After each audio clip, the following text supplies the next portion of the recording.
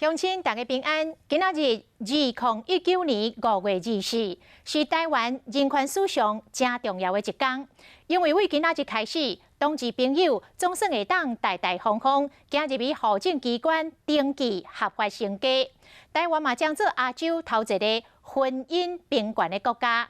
台北市的户政事务所早起陆续有同性的伴侣来办理结婚登记，佮请来同婚的教父纪家伟帮因证婚。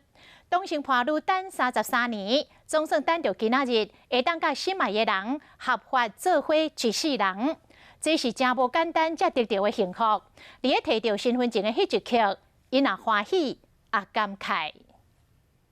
前婚人谢谢总真喜气，因是小明甲小田要伫蔡振业演唱会求婚。5月24这日天总算会使登记。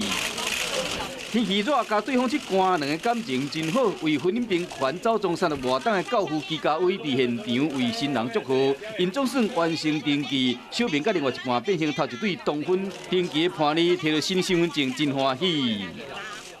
坦荡荡的说我们要结婚了，我们是同志。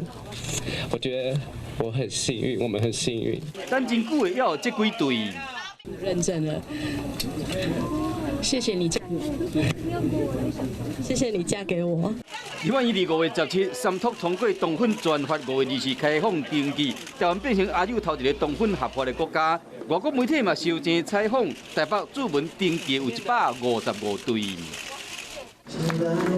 信义区户政事务所外毛纪念活动，这新人真欢喜，行上彩虹地毯，同款拢是爱。